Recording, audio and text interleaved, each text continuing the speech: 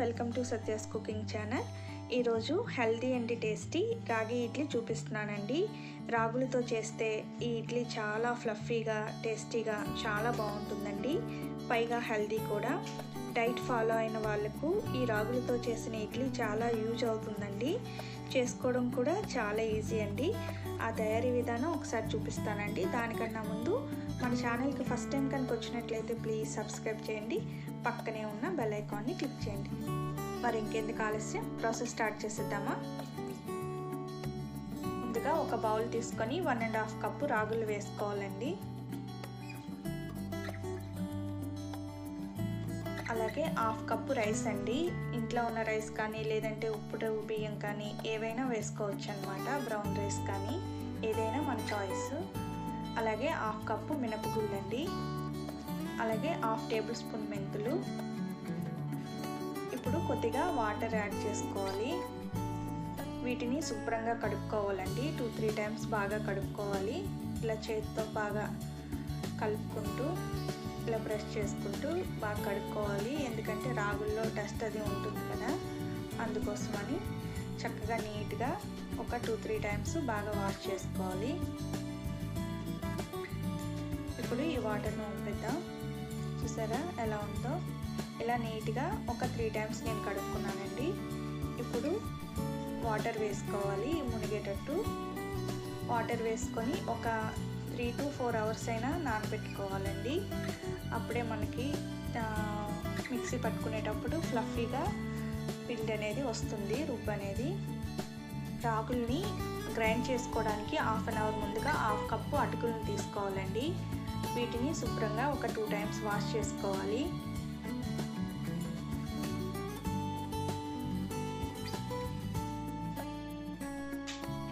ఇలా వాష్ చేసుకున్నాక వీటికి కూడా కొద్దిగా వాటర్ వేసుకొని ఒక 1/2 అవర్ నానబెడితే సరిపోతుందండి. 3 అవర్స్ నానబెట్టుకున్నానండి నేను ఈ పప్పుల్ని. ఇప్పుడు ఒక మిక్సీ జార్ తీసుకొని వీటన్నింటిని ఇందులో వేసుకోవాలి. ఈ రాగులు, మినపప్పు, బియ్యం ఇవన్నీని.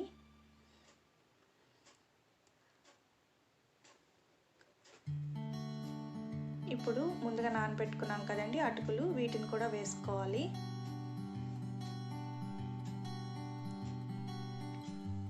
ఇలా వేసుకున్నాక కొద్దిగా వాటర్ వేసుకోవాలండి. ఈ అటుకులు, రాగులు ఇలా మునిగి, ఇదిగోండి ఇలా మునగాలన్నమాట. ఇంత పైన వాటర్ ఉంటే మనకి సరిపోతుంది కరెక్ట్గా. ఇప్పుడు మెత్తగా రుబ్బుకోవాలి. ఇదిగోండి ఇలా మెత్తగా రుబ్బుకోవాలి. ఇంకా వాటర్ అది ఏమి యాడ్ చేయవసలేదండి. అలా వాటర్ వేసుకుంటే సరిపోతుంది. ఇప్పుడు ఒక బౌల్లోకి తీసుకొని మిగిలినవి కూడా ఇలా గ్రైండ్ చేసుకోవాలి, మిక్సీ పట్టేసుకోవాలి. ఇలా మిక్సీ చేసుకున్నాక దీనిపైన మూత పెట్టుకోవాలండి. అంటే పూర్తిగా క్లోజ్ చేసేది కన్నా కొంచెం గ్యాప్ ఉండేటట్టు, ఇలా ఎయిర్ ఫామ్ అవడానికి కొంచెం గ్యాప్ ఉండేటట్టు పెట్టుకోవాలన్నమాట దీనిపైన మూత. అప్పుడే మనకి బాగా ఫర్మెంట్ అయ్యి చక్కగా పొంగుతూ వస్తుంది.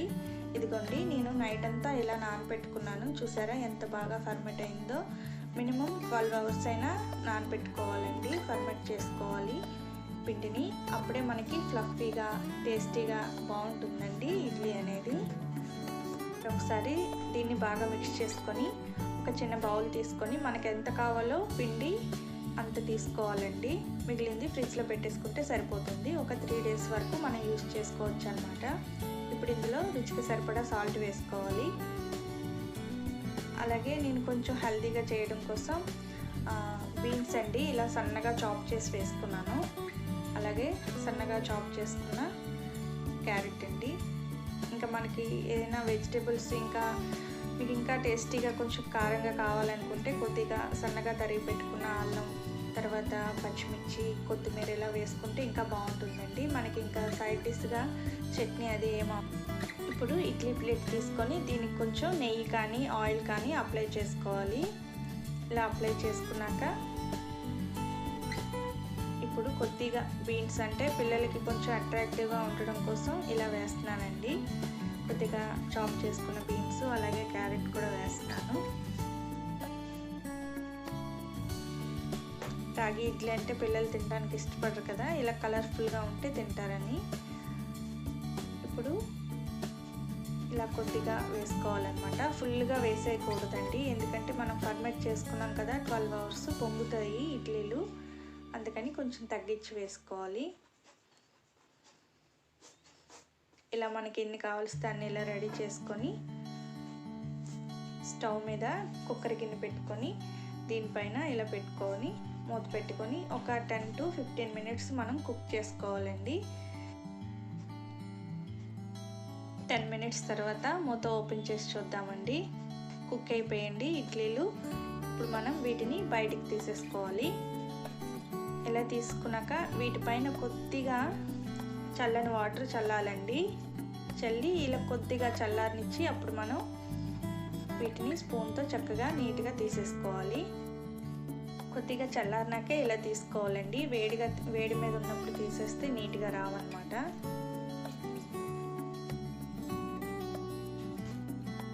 ఇదిగోండి అన్నింటినీ ఇలా తీసుకున్నాను కదా, చూసారా కిందన ఎంత కలర్ఫుల్గా కనిపిస్తుందో. గ్రీన్ కలర్లో, ఆరెంజ్ కలర్లో, బ్రౌన్గా ఇడ్లీ చాలా బాగుంది కదండి చూడటానికి. ఇలా వేడివేడిగా సర్వ్ చేసుకుంటే చాలా బాగుంటుందండి. కొబ్బరి చట్నీతో కానీ, అల్లం పచ్చడితో కానీ, దేంతో అయినా కాంబినేషన్గా చాలా బాగుంటుంది.